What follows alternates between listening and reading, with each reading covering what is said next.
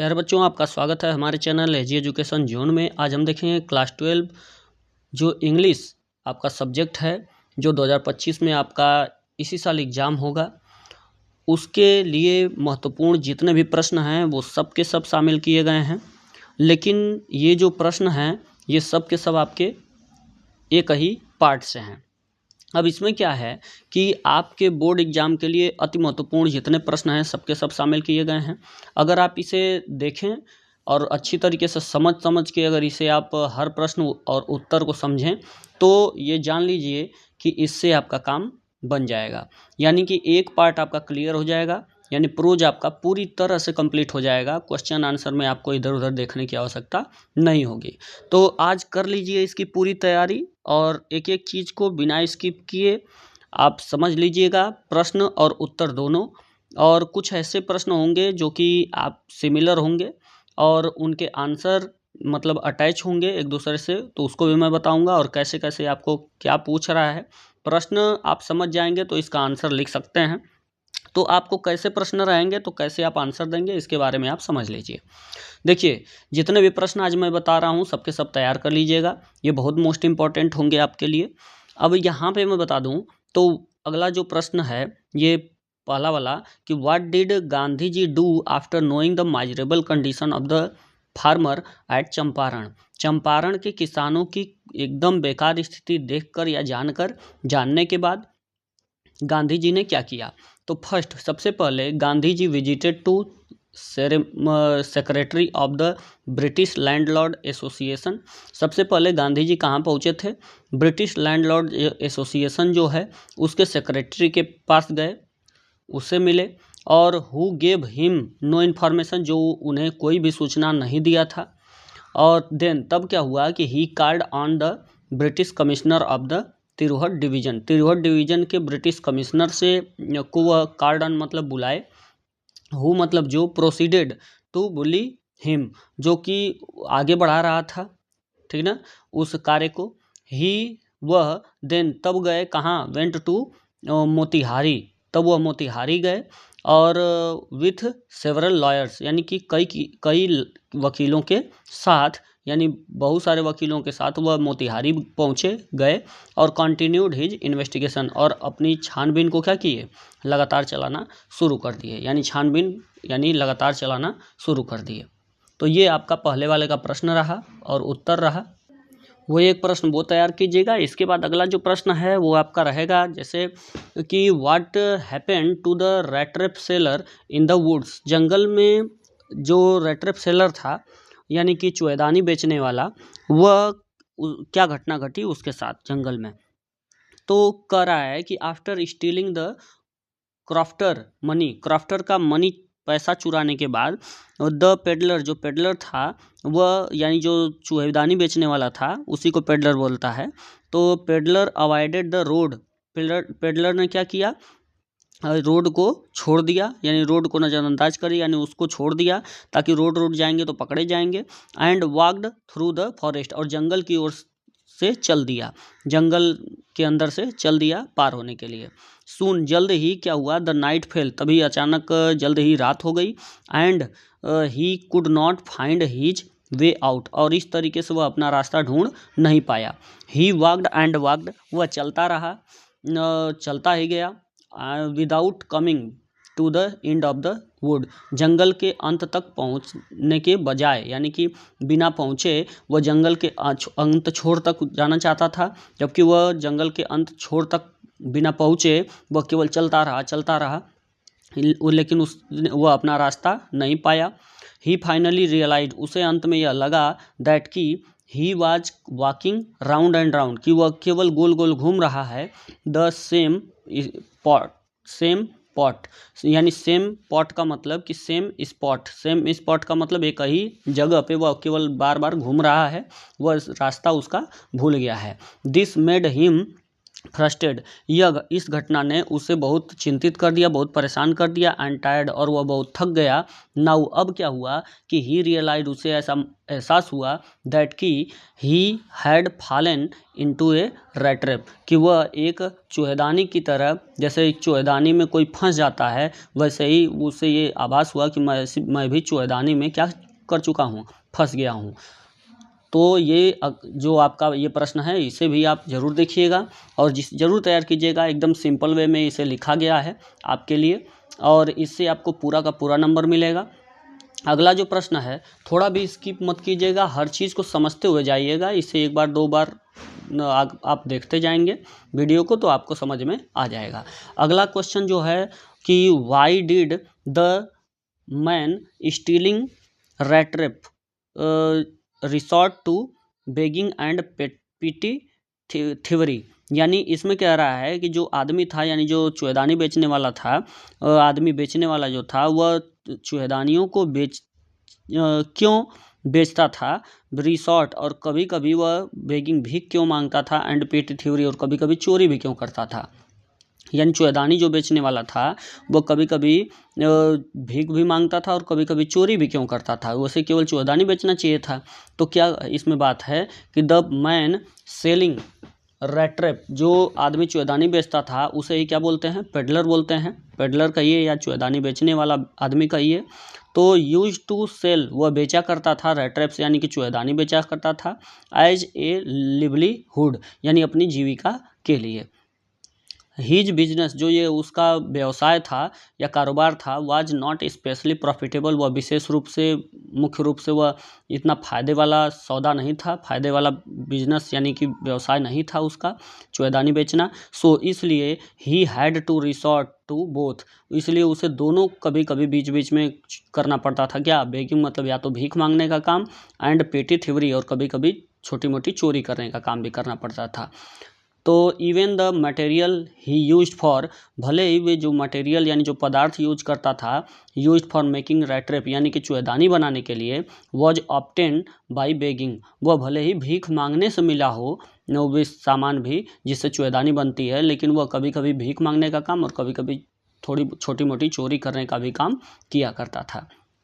अगला जो आपका क्वेश्चन है वो ये है कि from where did the peddler get the idea of the word being a rat trap, यानी कि जो वह पेडलर था, वह उसके दिमाग में यह विचार कहाँ से आया कि जो दुनिया है वह एक चूहेदानी के समान ही है। तो during one of his wondering, यानी कि अपने घूमने के दौरान, यानी जब वह इधर उधर घूम रहा था, और ही वाज थिंकिंग, वह सोच रहा था, ऑफ हिज रैट ट्रैप्स यानी अपने चूहेदानियों के बारे में। तो सडनली, अचानक क्या हुआ कि he was stuck by the idea, अचानक उसके दिमाग में यह विचार आया, कि विचार खटका कि द होल वर्ल्ड, जो यह पूरी दुनिया है, वह अबाउट हिम, यानी उसके बारे में, वाज नथिंग। तो उसके दिमाग में क्या विचार आया कि यह जो पूरी दुनिया है वह एक, जो उसे देखने में आ रही है, यह पूरी दुनिया जो है, वाज नथिंग बट, वह उसके अलावा कुछ भी नहीं है। किसके अलावा, ए बिग रैट ट्रैप, एक बड़ी सी चूहेदानी के अलावा यह दुनिया या पूरा संसार क्या है, एक चूहेदानी के अलावा कुछ भी नहीं है, वह भी एक चूहेदानी की तरह है। ये आपका आंसर रहेगा। आज आपका बच्चों पूरा प्रोज का जो है वो झंझट ही पूरा आज ख़त्म कर देंगे हम। प्रोज के जितने भी क्वेश्चन हैं जो कि आपके एग्जाम में आएंगे, वो सभी के सभी क्वेश्चन आपको इसमें शामिल किए गए हैं। प्रोज का पूरा झंझट आज ख़त्म, यानी कि कोई आपको समस्या प्रोज की नहीं रहेगी। वो सभी के सभी प्रश्न आप करके आएंगे, थोड़ा अपने थिंकिंग का यूज कर लेंगे, तो थोड़ा बढ़ा के भी आप लिख सकते हैं। तो जैसे जितने शब्द का जो कहेगा उसको थोड़ा बढ़ा के भी लिख लेंगे। क्या है कि अब आगे क्वेश्चन कर रहा है कि what made the peddler think that he had Indeed fallen into A rat trap.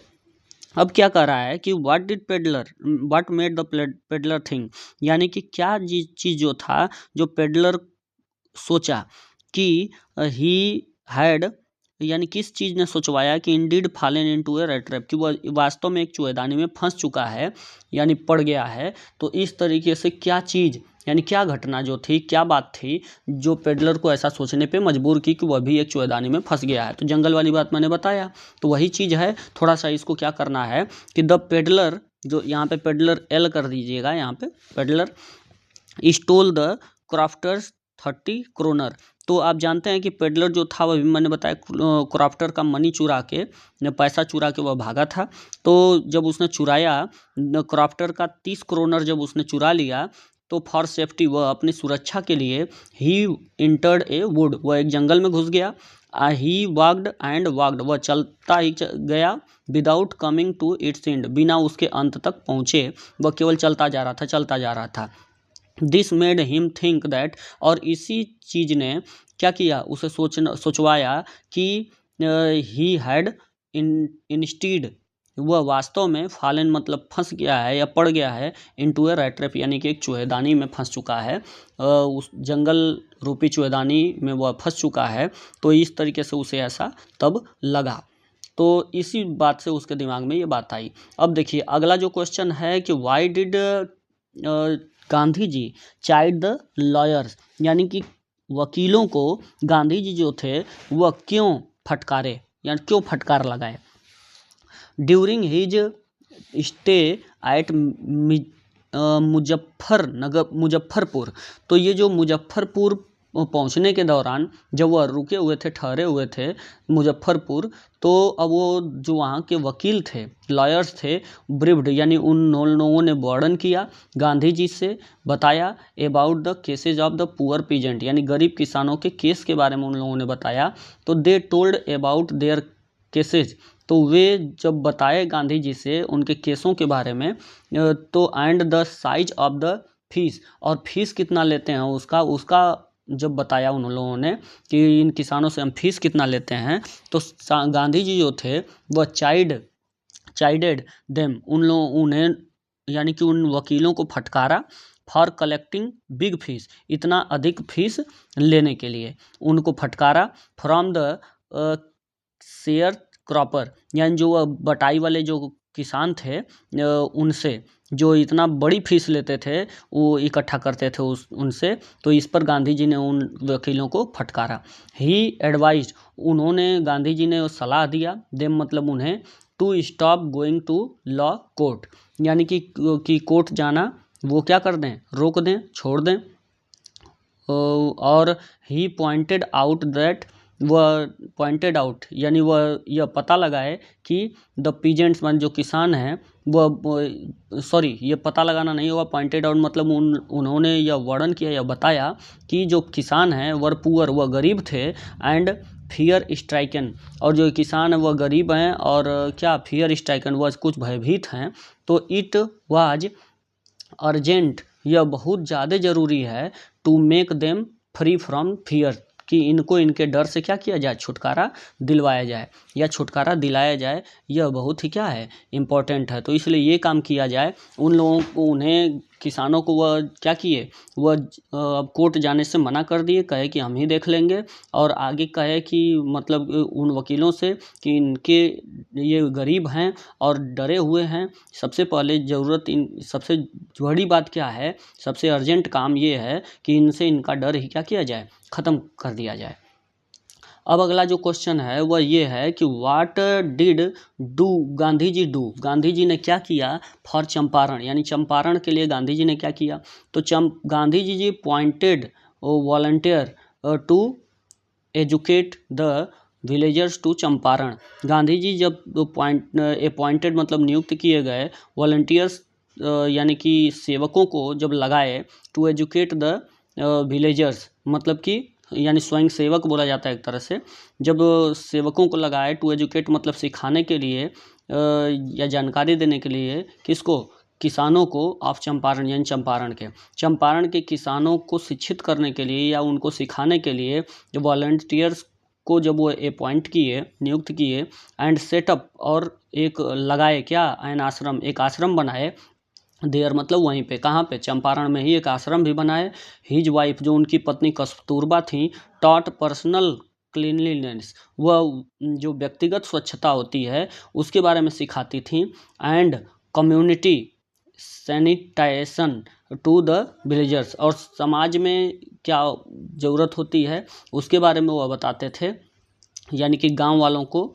And A doctor, और एक डॉक्टर भी आल्सो वॉलंटियर्ड, मतलब उसे भी नियुक्त किया गया टू सर्व, मतलब सेवा करने के लिए, विलेजर्स मतलब गांव वालों का, फॉर ए पीरियड मतलब ऑफ 6 मंथ, यानी कि 6 महीने के लिए सेवा करने के लिए एक डॉक्टर भी लगाया गया। किसकी सेवा के लिए? उन चंपारण के किसानों के लिए।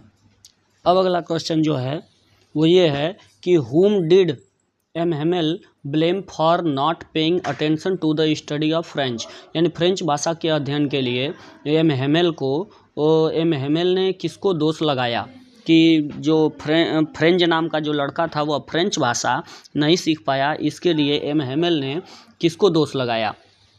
तो किया किसको किसको दोष लगाया? तो और इसी को क्वेश्चन थोड़ा सा बदल के पूछ सकता है कि whom did M Hamel blame for the ignorance in studies and why. तो एम हेमेल ने किसको दोष लगाया? इग्नोरेंस इन स्टडी, यानी कि ध्यान न देने पर, अध्ययन में ध्यान न दे पाने का किसको दोष लगाया, एंड वाई, और क्यों लगाया? तो अब बात यह है कि कुल मिला के दोनों में तो फ्रेंच कहा नहीं है। फ्रेंच नाम का एक लड़का था, तो फ्रेंच नाम के उस लड़के की पढ़ाई, जो फ्रेंच भाषा थी वह सीख रहा था, तो उसकी पढ़ाई जो थी वह पूरी तरह से अच्छे तरीके से नहीं चल पा रही थी।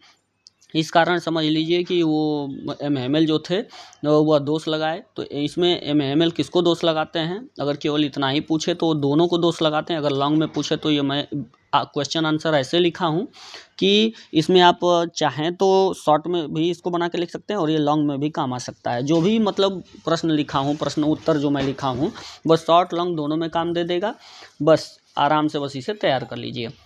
तो आज आपका प्रोज का पूरा झंझट खत्म होगा। अब इसमें देखिए मैं क्या बता रहा हूँ कि एम हेमेल जो है ब्लेम्ड द पेरेंट्स, यानी कि एम हेमेल ने सबसे पहले दोष किसे लगाया? माता पिता को। किसके माता पिता को? फ्रेंच नाम के लड़के के माता पिता को दोष लगाया। For not paying attention to study of the French, French भाषा के अध्ययन को में ध्यान न दे पाने के लिए सबसे पहले एम हेमेल ने किसे दोष लगाया? उसके माता पिता को। बिकॉज, क्योंकि दे मतलब वे, मतलब उसके माता पिता वांटेड चाहते थे, हिम मतलब किसे? फ्रेंच को, टू वर्क मतलब कि काम करे वह कहाँ पे? टू अर्न और पैसा कमाए, सम मनी यानी कुछ पैसा कमाए, instead of focusing on study, यानी कि अध्ययन में फोकस करने के बजाय, अध्ययन में ध्यान देने के बजाय वह क्या करे? बल्कि कुछ अधिक पैसा कमाए और काम करे, वे यह चाहते थे। तो क्या है कि एंड आल्सो, और आल्सो ब्लेम्ड हिमसेल्फ, और एम हेमेल ने खुद को भी दोष लगाया। आल्सो मतलब खुद को भी दोष लगाया, बिकॉज क्योंकि ही मेड द बॉय, वह फ्रेंच नाम के उस लड़के को वर्क इन हिज गार्डन मतलब काम करने के लिए भेज दिया करते थे, which made him miss his lesson, जिससे वो उसका वह अध्ययन क्या करता था, वह पाठ जो होता था वह मिस मतलब छूट जाता था। एंड वेनिवर, और जब कभी ही विस्ड टू गो, जब कभी वो जाना चाहते थे, फॉर फिशिंग मतलब मछली मारने के लिए, तो ही गेव हिम हॉलीडे, वो उसे भी छुट्टी दे देते थे अपने साथ जाने के लिए। जो अगला प्रश्न है वो ये है कि what did M Hamel say about the French language, या इसी को दूसरे तरीके से पूछ सकता है कि what did M Hamel say about the language and its importance, यानी कि जो एम हेमेल है वो जो है वह फ्रेंच भाषा है उसके बारे में एम हेमेल क्या बोले, और एम हेमेल फ्रेंच भाषा के बारे में क्या बोले, और इसके इट्स इम्पोर्टेंस और इसके महत्व के बारे में क्या बोले। ऐसे दोनों बातें कही है। आप इसका आंसर लिखेंगे कि एम हेमेल जो थे सेड मतलब बोले अबाउट द फ्रेंच लैंग्वेज, यानी फ्रेंच भाषा के बारे में यह बोले दैट कि it was the most important language, most beautiful language, यह सबसे सुंदर भाषाओं में से एक है, एंड क्लियरेस्ट और सबसे स्पष्ट भाषा है, and the most logical language, और यह सबसे तार्किक भाषा है इन द वर्ल्ड मतलब दुनिया में। ही आस्क्ड वह पूछे, देम मतलब उन्हें, टू गॉड मतलब क्या करने के लिए? टू गॉड मतलब वह उनसे कहे, किससे? पूरे फ्रेंच जितने भी लोग हैं और फ्रांसीसी लोग हैं उन सबसे कहे कि टू गॉड आपको क्या करना चाहिए? इसकी सुरक्षा करनी चाहिए। किसकी? अपनी भाषा को सुरक्षित रखना चाहिए। इट मतलब अपनी भाषा को सुरक्षित रखना चाहिए, एंड नेवर फॉरगेट और कभी भूलना नहीं चाहिए अपनी इस भाषा को। इट मतलब इसे, मतलब इस भाषा को कभी भूलना नहीं चाहिए। बिकॉज क्योंकि वेन जब पीपुल मतलब लोग वर इंस्लेव्ड यानी जब गुलाम होते हैं कभी, तो एज लॉन्ग एज जितने लंबे समय तक दे होल्ड फास्ट यानी कि वह पकड़े रखते हैं टू देयर लैंग्वेज यानी अपनी अपनी भाषा को, वे they had the key to their prison, तो उनके कैद खाने की चाबी के समान वह काम करती है उनकी भाषा। यानी जब कभी आप अब कभी की गुलाम हो जाएं तो आपकी भाषा आपके लिए चाबी के समान काम करती है, यानी आपको कठिनाइयों से दूर कर सकती है। आप अपनी भाषा को जितना लंबे समय तक पकड़े रहेंगे। अगला जो क्वेश्चन है वह ये है कि what is the reason that made M Hamel, यानी कि क्या कारण है कि एम हेमेल जो थे डिक्लेयर दैट या घोषणा किए कि the lesson which he was going to teach, जो लेसन वह पढ़ाने जा रहे हैं वह ऑन दैट फेटफुल डेज, उस भाग्य से उस दिन जो पढ़ाने जा रहे हैं lesson, was to be the last lesson, वह कैसा लेसन होगा, अंतिम लेसन होगा उनका।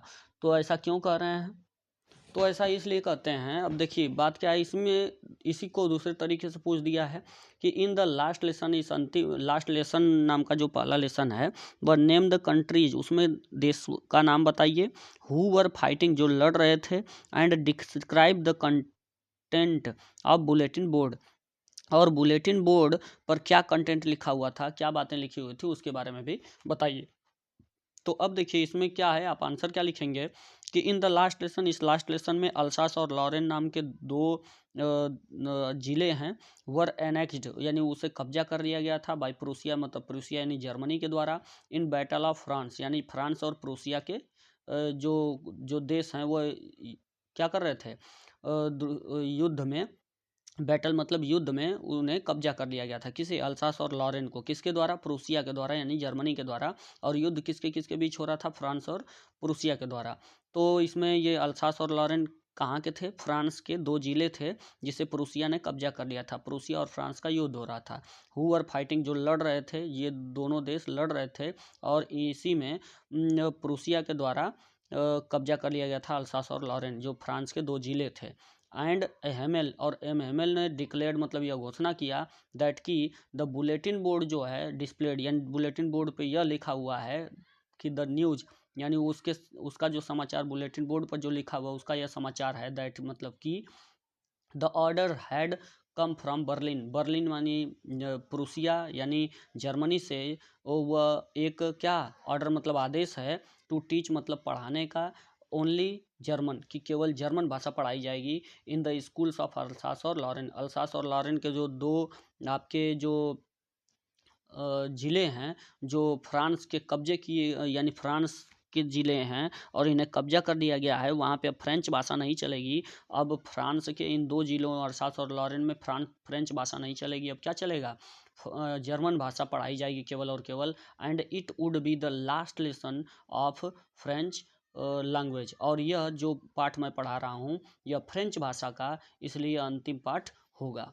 अब यहाँ पे देखिए अगला जो प्रश्न है वो आपका ये है कि in what way according to M Hamel does the mother tongue serve even the enslaved people. अब देखिए इसमें पूछ रहा है ये कि यानी कि किस तरीके से एम हेमेल के अनुसार यह समझाया जाता है कि जो मातृभाषा होती है, मदर टंग होती है, वह सर्व इवन द इंस्लेव्ड पीपल, वह कैद खाने में भी लोगों के की सेवा यानी कि लोगों की रक्षा करती है, उनकी मातृभाषा या उनकी भाषा यह कैसे रक्षा करती है, इसके बारे में एम हेमेल के अनुसार एम हेमेल ने क्या बताया। तो अब देखिए इसमें आंसर जो मैं 8वां अभी बताया हूँ वो आंसर आप पूरा का पूरा लिख लीजिएगा। मतलब कुल मिला के जो आपको बताया हूँ कि एम हेमेल ने फ्रेंच भाषा के बारे में क्या कहा और इसके महत्व के बारे में क्या कहा। तो जो भाषा का महत्व होता है, जो अपनी मातृभाषा होती है, वह कैसे हमारी रक्षा करती है, वह उसके बारे में मैं बताया हूँ। 8वां प्रश्न देख लीजिएगा, इसलिए मैं यहाँ पे सीधे सीधे लिख दिया हूँ कि 8वां आंसर आप देख लीजिएगा। अब आगे क्या है कि अगला क्वेश्चन है आपका कि व्हाट हैपेंड, क्या घटना घटी, व्हेन चर्च क्लॉक, जब चर्च की जो घंटी थी उसमें स्टक 12 यानी 12 बजे, जब चर्च के घड़ी में 12 बजे तो उसमें क्या घटना घटी उस समय। तो व्हेन चर्च क्लॉक स्ट्रक 12, जब चर्च की घड़ी में 12 बजे, तो द प्रूसिया की जो यानी कि जर्मनी की जो आर्मी मतलब सेना थी, केम टू टेक ओवर, वह कब्जा करने के लिए आ गई। And M Hamel stood up, और एम हेमेल खड़े हो गए। And wanted to tell something, और कुछ बताना चाहते थे। बट हिज वॉइस, लेकिन उनकी जो आवाज़ थी वह क्या हो गई, वर चॉक्ड, यानी कि वह क्या हो गई, चॉक्ड इन ग्रीफ, वह दुख में रुक गई या अटक गई, वह बोल नहीं सके। और ही रोट, और इसलिए उन्होंने क्या किया, लिखा, ब्लैक बोर्ड यानी कि श्यामपट पर लिखा, वाई वाइव ला फ्रांस, यानी कि फ्रांस की जय हो। एंड डिसमिस्ड द क्लास, और क्लास को ख़त्म कर दिया कि अब आप लोग जाइए। अब अगला जो है क्वेश्चन वो ये है कि हु वाज मुकेश, मुकेश कौन था, and what was his ambition, और इसकी महत्वाकांक्षा या उसकी इच्छा क्या थी। व्हाट डज, या इसी को पूछता है कि what does Mukesh want to become in life, Mukesh अपने जीवन में करना क्या चाहता था। तो इस तरीके से जो भी प्रश्न पूछे बातें कही है। अब कुल मिला के इसमें क्या कहेंगे आप कि Mukesh was the boy, Mukesh एक लड़का था किसका, अब Bengal makers family in Firozabad, Firozabad में जो चूड़ी बनाने वाला परिवार था वो उसी में का क्या था, चूड़ी बनाने वाले परिवार का ही एक लड़का था, कौन, मुकेश।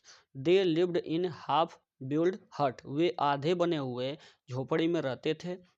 एंड स्टिकी लेंस, और बदबूदार गलियों में रहते थे। अब देखिए आगे क्या है कि मुकेश टोल्ड दैट, मुकेश ने यह भी बताया कि he would be A motor mechanic, वह मोटर मैकेनिक बनेगा। एंड लर्न, और सीखेगा, मोटर मैकेनिक बनेगा और क्या सीखेगा, टू ड्राइव मतलब चलाना सीखेगा, ए कार मतलब एक कार यानी गाड़ी कैसे चलाई जाती है, यानी गाड़ी का ड्राइव करना भी सीखेगा। और he wanted to be his own master, क्योंकि वह क्या, क्योंकि वह बनना चाहता था हिज ऑन मास्टर, यानी अपने खुद का मालिक बनना चाहता था। अब यानी दूसरे का वह गुलाम नहीं रहना चाहता था, इसलिए वह मोटर मैकेनिक बनना चाहता था और गाड़ी भी चलाना सीखना चाहता, यानी एक ड्राइवर भी बनना चाहता था। अब आगे बात क्या है, ये देखिए कि why did children in Seemapuri, Seemapuri में जो बच्चे हैं, सीमापुरी के जो बच्चे हैं वो स्टे बेयर फिट, क्यों नंगे पैर रहते हैं। वाट एक्सप्लेनेशन, और इसी को पूछेगा कि what explanation does the author offer for the children, यानी जो उस लेखिका ने क्या ऑफर किया द फॉर द चिल्ड्रन, यानी बच्चों के लिए, नॉट बियरिंग फुटवियर, जो नंगे पैर रहते हैं, जो पैर में अपने जूते चप्पल वगैरह कुछ नहीं पहनते हैं, इस पर उस लेखिका ने क्या वर्णन किया है। अब देखिए चिल्ड्रेन जो बच्चे हैं इन सीमापुरी, सीमापुरी के वह स्टेड यानी रहते थे क्या, बेयर फुट मतलब नंगे पर रहते थे। बिकॉज ऑफ मतलब कारण, किसके कारण, द लैक ऑफ मनी, यानी पैसे की कमी के कारण वे नंगे पर रहा करते थे। और चिल्ड्रेन जो बच्चे हैं, लाइक साहेब, साहेब जैसे बच्चे, कुड नॉट अफोर्ड, वह क्या, वह नहीं सह सकते, नहीं सहन कर सकते क्या, शूज मतलब जूते पहनना, वो पहन नहीं सकते कभी। एंड वेन, जब साहेब गॉट शूज, और जब साहेब ने जूते पाए तो ही वर, उसने पहन लिए, यानी उसके पास पैसे इतने नहीं थे कि वह जूता अफोर्ड कर पाए, यानी जूते को खरीद पाए, सब ऐसा न यानी सहन नहीं कर सकते थे कि हम जूता खरीद लें, ऐसा नहीं हो पाता था उनसे, अफोर्ड नहीं कर पाते थे। एंड वेन, और जब साहब को जूता मिला तो वो उसने पहन लिया, क्योंकि वो उसके पैसे का तो था नहीं। तो वन एक्सप्लेनेशन, एक वर्णन यह भी उसमें किया गया है कि it had been become a tradition for them, यह कुछ लोगों के लिए एक परंपराएं होती है क्या, टू स्टे मतलब रहना, बेयर फिट मतलब नंगे पैर, कुछ लोगों के लिए नंगे पैर रहना एक परंपरा भी होती है। इसका मतलब यह नहीं कि उनके पास भी पैसे नहीं हैं, बट लेकिन द राइटर्स डाउटेड इट, लेकिन क्या था, यह लेखिका को इस पर संदेह था कि, लेकिन वे जो वास्तव में जो बात थी, वह सीमापुरी के जो बच्चे थे, जो साहेब था, वह वास्तव में उसके पास पैसे नहीं थे और वह जूते नहीं पहनता था, लेकिन जब उसे जूते मिले तो वह पहन लिया। और यह वर्णन किया गया है। और कोई कुछ तो परंपराएं भी होती हैं, इसलिए लेखिका को क्या था, संदेह था इस पे। अब आगे क्या है, अगला जो प्रश्न है वह ये है कि what was the importance of garbage for children in Seemapuri. Seemapuri में यानी बच्चों के लिए कूड़े का क्या इम्पोर्टेंस मतलब महत्व होता है। इसी को दूसरे तरीके से पूछेगा कि what was the meaning of garbage for children, यानी कि बच्चों के लिए कूड़े का क्या अर्थ है। इसमें इम्पोर्टेंस कहा है, इसमें मीनिंग यानी क्या अर्थ है, और what did they find in it, और वे उसमें क्या पाते थे। और या तो इसी को पूछेगा कि what do the inhabitant of Seemapuri do for their survival, अपने जीने खाने के लिए या अपनी जीविका चलाने के लिए सीमापुरी के जो रहने वाले निवासी थे वो क्या करते थे। तो बात कुल मिला के वही है, आप यही लिखेंगे जो मैं बता रहा हूँ, और एकदम आसान शब्दों में आप यही जो भी मैं प्रश्न उत्तर बता रहा हूँ सबको एकदम 2 बार 3 बार अगर आप देख लें और समझ लें इसका अर्थ जो मैं समझा रहा हूँ तो आपको याद हो जाएगा, और you can translate your self, और आप अपने खुद से ही आप लिख लेंगे, आपको ज़्यादा समस्या नहीं होगी, क्योंकि जो भी इसमें आंसर लिखा गया वह एक सिंपल लैंग्वेज में लिखा गया है जो आप खुद भी ट्रांसलेट कर सकते हैं। अब देखिए, क्योंकि डिपेंडेंसी नहीं होनी चाहिए, आप निर्भर मत रहिए दूसरे पे। सीमापुरी जो है वह is a slum area in Delhi. Delhi का एक क्या है, एक गरीबों का एक क्षेत्र है सीमापुरी। और चिल्ड्रेन ऑफ सीमापुरी, सीमापुरी के जो बच्चे हैं एंड देयर पेरेंट्स, और उनके जो माता पिता हैं, आर रैग पिकर, वह कूड़ा बीनने वाले हैं। और दे का मतलब वे, मतलब बच्चे, मतलब जो चिल्ड्रेन हैं, जो बच्चे हैं वहाँ के, expected to get some coin, वे चाहते हैं कि वह कुछ पैसे यानी कुछ सिक्के पा जाएंगे या कुछ नोट पा जाएं, और ए वैल्यूएबल थिंग या इन इट, मतलब और कुछ मूल्यवान वस्तुएं पा जाएं, इन इट मतलब इस कूड़े में से। अब आगे क्या है कि वे बच्चे ये चाहते हैं कि इसलिए कूड़ा बीनते हैं क्योंकि उन्हें कुछ मूल्यवान चीज़ें या पैसे या नोट मिल जाते थे उस कूड़े में से, इसलिए वे बीनना चाहते हैं। समटाइम्स, कभी कभी, दे फाउंड 1 रुपीज़, कभी कभी वे 1 रुपये भी पा जाते थे, 1 रुपये का सिक्के पा जाते थे या 1 रुपये पा जाते थे, और at times even at 10 rupees, और कभी कभी तो वे 10 रुपीज़ भी 10-10 रुपये भी पा जाते थे। बाई विच गार्बेज, जिससे गार्बेज जो था, is a source of wonder, वह एक आश्चर्य का प्रतीक था, आश्चर्य का स्रोत था, फॉर चिल्ड्रन, किसके लिए, बच्चों के लिए। तो ये तो रही बच्चे की बात, लेकिन एंड फॉर एडल्ट्स, लेकिन बड़ों के लिए वह कूड़ा क्या था कि रैग पीकर्स, बड़ों के लिए जो बड़े होते थे, बड़े या जो उनके माता पिता थे, बच्चों के माता पिता, जो उन बच्चों के माता पिता थे, यानी एडल्ट रैग पिकर्स, वे मिंट ऑफ सर्वाइवल, उनके लिए तो यह जीविका का एक साधन था बस, लेकिन बच्चों के लिए आश्चर्य का एक स्रोत था, जो कभी कभी उसमें से कई कई चीज़ें भी पा जाते थे, कभी 1 रुपये तो कभी 10 रुपये, तो कभी मूल्यवान चीज़ें, तो कभी सिक्के, कभी नोट, ऐसे ऐसे पा जाते थे, तो उनके लिए वह आश्चर्य का एक वस्तु था, कौन, कूड़ा। तो ये रहा कूड़े का महत्व, और इस तरीके से किसके लिए कूड़े का क्या महत्व था, और सीमापुरी के निवासी जो का जीने खाने का साधन क्या था, वो भी आपको पता चला। अब जो अगला प्रश्न है उसे ध्यान से देखिए। व्हाट डिड द इंस्ट्रक्टर, जो शिक्षक था, डू, उसने क्या किया, टू ट्रेन मतलब सिखाने के लिए, डगलस को, डगलस को सिखाने के लिए, जो शिक्षक था उसने क्या किया, क्या सिखाने के लिए, तैरना सिखाने के लिए। उस इंस्ट्रक्टर ने यानी शिक्षक ने क्या किया, कैसे उसने सिखाया। तो इंस्ट्रक्चर जो था यानी जो शिक्षक था वह बिल्ड डगलस को बना दिया, ये स्विमर मतलब एक तैराक, पीस बाय पीस, लेकिन कैसे कैसे, छोटे छोटे यानी टुकड़े टुकड़े में, यानी धीरे धीरे करके उसने वो डगलस को क्या कर दिया, एक तैराक बना दिया। कैसे, फॉर 3 मंथ्स, 3 महीने के लिए, ही हेल्ड हिम ऑन ए रोप, वह सबसे पहले एक उससे क्या किया, 3 महीने के लिए एक रस्सी से अटैच मतलब जोड़ दिया, बांध दिया, टू हिज बेल्ट, और रस्सी में जो बेल्ट के सहारे, और he went back and forth across the pool, और वह बेल्ट बंधे हुए रस्सी के सहारे वह इस पार से उस पार, यानी बैक एंड फोर्थ, आगे पीछे, इस पार से उस पार पुल में तैरा करता था। बट लेकिन पैनिक सीज्ड, लेकिन एक छोटा सा जो डर था वो हमेशा उसको घेर लेता था, द आथर मतलब उस लेखक को यानी डगलस को, एवरी टाइम मतलब हर समय, जब वह पानी में उतरता था तो उससे वह डर हमेशा घेर लेता था।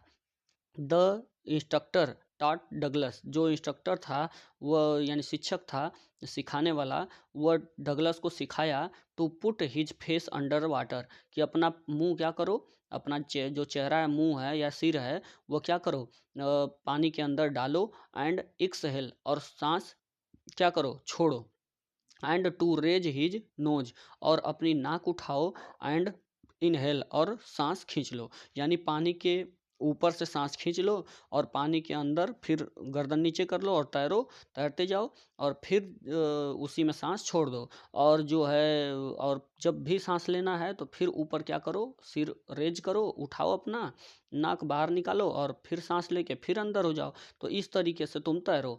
देन तब क्या हुआ कि डगलस हैड टू किक, और डगलस जो था वह लात मारता गया विथ हिज लेग, मतलब अपने पैर मारता गया, फॉर मेनी वीक्स, कई सप्ताहों तक इसी तरीके से मेहनत करता गया, टिल दीज रिलैक्स्ड, और इस तरीके से तब तक ऐसा करता गया जब तक कि वह रिलैक्स, मतलब पूरी तरह से निडर ना हो जाए, या पूरी तरह से आराम या डर, बिना डर का ना हो जाए। आफ्टर 7 मंथ, 7 महीने बाद क्या हुआ कि द इंस्ट्रक्टर, जो सिखाने वाला था, टोल्ड हिम, उससे डगलस से बोला कि टू स्विम, मतलब तुम तैरो, द लेंथ ऑफ द पुल, मतलब पूरा पुल पार कर जाओ तैर के, अब तुम सीख चुके हो। तो इस तरीके से उसने सिखाया। अब आगे देखिए, how deep was the pool, pool कितना गहरा था, and what was he there inside the water, और इनसाइड द वाटर, पानी के अंदर जो था कितना, मतलब कि पानी, what was there inside the water, पानी के अंदर क्या था, और पुल कितना गहरा था। अब क्या है कि इसका आंसर आप क्या लिखेंगे कि Douglas went down to the bottom of the 9 feet deep water for the first time. पहले डगलस जो था, जब वह डूब रहा था तो वह कहाँ गया, 9 फीट गहरे पानी में गया, उसे ऐसा लगा कि 9 फीट गहरा पानी है, उसमें वह गया, और 9 फीट ने सिम्ड टू हिम, और 9 फीट उसे ऐसा लगता था, लाई मोर देन 90 फीट, जैसे वह 9 फीट से भी अधिक, 90 फीट से भी अधिक हो। तो उसे 9 फीट कैसा लग रहा था, जब वो पानी के अंदर डूबा हुआ था तो उसे 90 फीट जैसा लग रहा था, लेकिन यह पता चल गया कि उसका जो पुल था वह कितना गहरा था। और ही ग्रीव पैनिकली, वो पूरी तरह से डर गया था, और before he could touch the bottom, और जब वह बॉटम यानी जो उसकी तली थी, जो पुल की तली थी, उसको छूने से पहले ही his lungs were about to burst, जैसे लग रहा था कि उसका पूरा फेफड़ा ही क्या करेगा, फट जाएगा, ऐसा उसे लग रहा था कि अभी मैं पूरा तली नीचे नहीं टच करूंगा, इसका पुल का नीचे एकदम तली पे नहीं जाऊं, तब तक उसके पहले ही उसका पूरा जैसे लग रहा था फेफड़ा ही फट जाएगा, इतना दर्द हो रहा था। ही फेल्ट पैरालाइज्ड, उस वह जैसे यह महसूस किया कि मुझे लकवा मार दिया है, ना मेरा हाथ चल रहा है, ना मेरा पैर चल रहा है, मेरी पूरी शरीर सुन्न हो चुकी है। ही was buried in the water, वह पानी में पूरी तरह से दफन हो चुका था। हीज ब्रीथ, जो उसकी सांस थी, वाज गॉन, वह चली गई थी। एंड टेरर, और एक भय, ओवर पावर्ड हिज हर्ट, जो उसके पूरे हृदय को जकड़ रखा था या घेर लिया था, यह डर कि मैं अब मर जाऊंगा। अब अगला जो क्वेश्चन है वो ये है कि what did Douglas do inside the water, यानी कि पानी के अंदर डगलस ने क्या किया, सेव हिज लाइफ, यानी अपना जीवन बचाने के लिए। तो उसने क्या किया, वेन डगलस वाज पिकड, जब डगलस पानी में गिरा, जब उसे फेंका गया, and tossed to the deep end, और जब वह पूरी तरह से उसे उछाला गया, फेंक दिया गया उठा के डीप एंड, मतलब कि गहरे पानी में, तो ही वॉज फ्राइटेंड, वह भयभीत हो गया, बट लेकिन नॉट इंटायरली, लेकिन पूरी तरह से भयभीत नहीं हुआ था। While going down the bottom, यानी कि पानी के यानी जो पुल था, उस पुल के तली में वह जब वह जा रहा था नीचे, तो ही मेड ए प्लान, उसी समय उसने योजना बनाई अपने मन में, टू सेव हिमसेल्फ, अपने आप को बचाने की, फ्रॉम बिंग ड्रॉन, यानी डूबने से बचाने की उसने योजना बनाई। ही डिसाइडेड, उसने क्या किया, निर्णय किया, to make a deep big jump, एक बड़ी छलांग लगाने का उसने निर्णय कर लिया। As as his feet hit the bottom. कब वो बड़ी छलांग लगाने का निर्णय कर लिया? जब उसका पैर जो तली है पानी का उसमें जाके टकराएगा। He hoped to move up to the surface of the water. वह उसने यह आशा किया कि इस तरीके से मैं पानी के सतह पर ऊपर चला आऊँगा, लाइक ए कार्क, जैसे एक हल्का कार्क होता है वह पानी के ऊपर उग जाता है, उसी तरीके से मैं भी ऊपर उग जाऊँगा, चला आऊँगा। देन तब he would lie flat on it, तब मैं क्या करूँगा कि वह उसके ऊपर पानी के ऊपर लेट जाऊँगा and paddle to the edge of the bottom, और पैर मार के यानी हाथ पांव मार के कहाँ, पानी के किनारे पहुंच जाऊंगा। बट क्या हुआ, the plan was only partially successful, लेकिन यह जो प्लान था, योजना थी, वह थोड़ी ही आंशिक रूप से सफल हुई। ही रोज टू द सरफेस ट्वाइस, वह पानी के सतह पर 2 बार आया, बट लेकिन ईच टाइम, हर बार, ही स्वॉलोड वाटर, वह पानी निगल लेता था एंड वेंट डाउन, और पानी में फिर नीचे गिर जाता था, यानी चला जाता था, ऊपर नहीं आ पाता था। अगला जो क्वेश्चन है कि व्हाट डिड रूजवेल्ट से about the fear of death. Roosevelt जो था वो से about the fear of death, यानी कि मृत्यु का जो भय होता है उसके बारे में रूजवेल्ट क्या बताया, या क्या क्या क्या कहा रूजवेल्ट ने।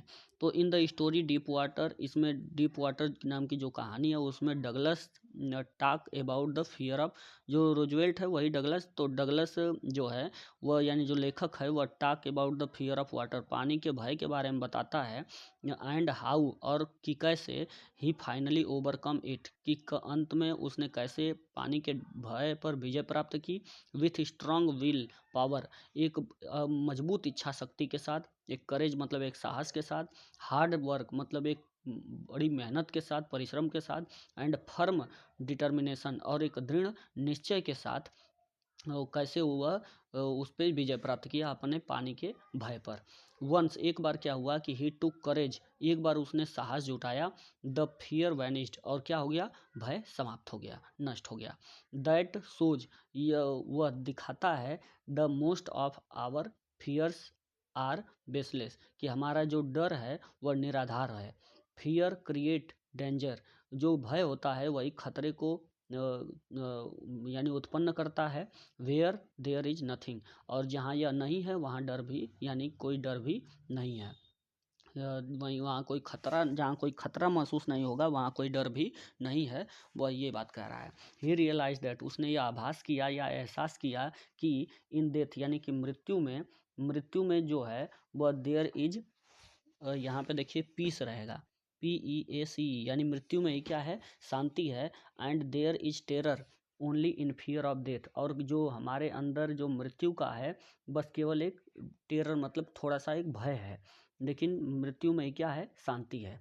दिस सोज, यह दिखाता है कि फियर जो भय है, ऑफ समथिंग यानी किसी भी चीज़ का, इज एक्चुअली, वह वास्तव में, far more dangerous than the thing itself, जो चीज़ वास्तव में जैसी होती है उससे वह अधिक ज़्यादा खतरनाक दिखाता है। इसलिए डर क्या होता है, यह ऐसी चीज़ है जो किसी चीज़ को, जितना वह चीज़ जैसी होती है वैसा नहीं, उससे ज़्यादा खतरनाक दिखाता है, इसलिए हमारे अंदर डर होता है, और डर जैसा कुछ है नहीं।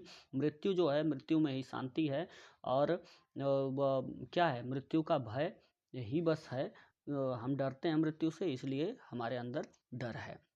अगला जो क्वेश्चन है वो आप देख लें कि what did the author think when he was drowning in deep water, यानी कि लेखक ने क्या सोचा जब वह पानी में डूब रहा था, तो लेखक ने क्या सोचा।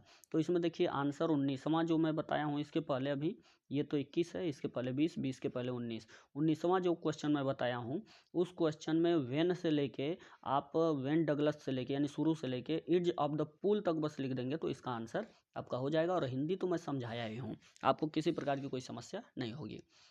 अब अगला जो क्वेश्चन है वो ये है कि व्हाट इंसिडेंट, यानी क्या घटना, वाज इन चाइल्डहुड, यानी कि बचपन की क्या घटना थी, दैट जिसने made Douglas afraid of water, जिसने पानी से भय को पकड़ा दिया, किससे, डगलस को पानी से भय धरा दिया या पकड़ा दिया, ऐसी वो डगलस के बचपन की क्या घटना थी। तो यह घटना थी कि जब डगलस वाज 3 और 4 ईयर्स ओल्ड, जब 3 या 4 साल का था, तो हिज फादर जो उसके पिता थे टूक हिम, उसे लेके गए थे to the beach in California के समुद्र तट पर लेके गए थे। वाइल, जबकि he was standing in the surf, जब वो लहर में खड़ा था, तो ए स्ट्रांग वेव, एक बड़ी लहर, नॉक्ड हिम, उससे आके टकराई और डाउन, और उसे गिरा दी। And he was buried in water, और पानी में पूरी तरह से डूब गया। हिज ब्रीथ, जो उसकी सांस थी, वाज गॉन, वह चली गई थी। And he was much frightened, वह बहुत ज़्यादा डर गया था। थ्रू दो his father was holding him, भले ही उसके पिता उसे पकड़े हुए थे, फिर भी वो पूरी तरह से डर गया था। 10, इस प्रकार he developed an aversion to water, इस तरीके से एक भय उत्पन्न हुआ उसके मन में पानी के प्रति। अब देखिए, यही वो घटना थी। अब आगे जो क्वेश्चन है वो ये है कि हु वाज द रेट्रेपसेलर। ये जो क्वेश्चन है अगला, हु वाज द रेट्रेपसेलर, यानी जो चूहेदानी बेचने वाला था वह कौन था, और how did he make them, वो उसे कैसे बनाता था चूहेदानी को। तो द पेडलर वाज द रेट्रेपसेलर, जो पेडलर था वही चूहेदानी बेचने वाला भी था। और who used to earn his living, वह अपना जीविका कमाया करता था। और बाई सेलिंग मतलब बेचकर, स्मॉल रेटेप, छोटी छोटी चूहेदानियाँ बेचकर, मेड ऑफ वायर, जो तार की बनी होती थी। Since his business was not profitable, जबकि उसका जो व्यवसाय था वह इतना फायदे वाला नहीं था, वह ही रिसोर्टेड, इसलिए वह कभी कभी टू बेगिंग, भीख मांगता था, एंड पेटी थ्योरी, और कभी कभी छोटी मोटी चोरी भी कर लिया करता था। Nobody treated him with kindness, और कोई भी व्यक्ति उससे सही से दयालुता का व्यवहार उसके साथ नहीं करता था। एंड रिस्पेक्ट, नहीं उसे कोई आदर देता था। अब आगे जो है अगला क्वेश्चन ये है कि why did peddler consider the world as a rat trap, यानी जो पेडलर है वह क्यों मानता था कि जो दुनिया है वह एक चूहेदानी के समान है। The peddler consider the whole world, peddler जो था वह क्यों पूरी दुनिया को, यानी कि पेडलर जो था वह पूरी दुनिया को मानता था as a big rat trap, की वह यह दुनिया एक बड़ी सी चूहेदानी के समान है। क्यों? क्योंकि its sole purpose being to set bait for people, क्योंकि यह एक छोटी छोटी उद्देश्य होते हैं और लालच होती हैं, ये मौजूद होती है लोगों के लिए, एक छोटी छोटी लालच देता है यह पूरी दुनिया। द जॉय, जो खुशी होती है, एंड रिचेज मतलब जो भी संपत्ति होती है, धन होते हैं, ऑफ दिस वर्ल्ड, यानी इस दुनिया के, आर नथिंग बट, वह उसके अलावा कुछ भी नहीं, किसके समान, टेम्पटिंग मतलब लालच देने वाले, बेट मतलब कि रोटी के समान या एक लालच देने वाली वस्तु के समान कुछ भी नहीं है।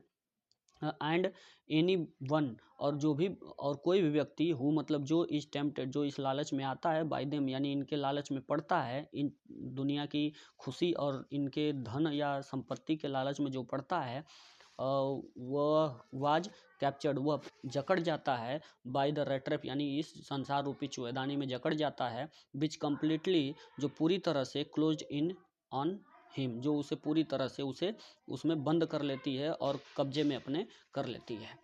तो इस तरीके से जो भी आपका ये प्रश्न है, जितना मैं बताया हूँ इतना ही अगर तैयार करके जाएं, कोई समस्या नहीं होगी। और क्या है कि मैं यही कहूँगा अंतिम में कि आप ये जितने जितने लेसन से मैं बताया हूँ, उन लेसन की कहानी को एक बार अपने से ज़रूर पढ़ लें, और कहानी अगर अंडरस्टैंड रहेगी तो कोई दिक्कत नहीं होगी। और इसे कहानी जिस जिस लेसन का बताया हूँ कहानी जरूर याद कर लें, और ये प्रश्न उत्तर 2 राउंड 3 राउंड आप देख लें, और कई बार अगर देख लेंगे समझ के, जैसे मैं समझाया हूँ वैसे, तो आप अपने खुद से लिखने का भी हैबिट बनाएं।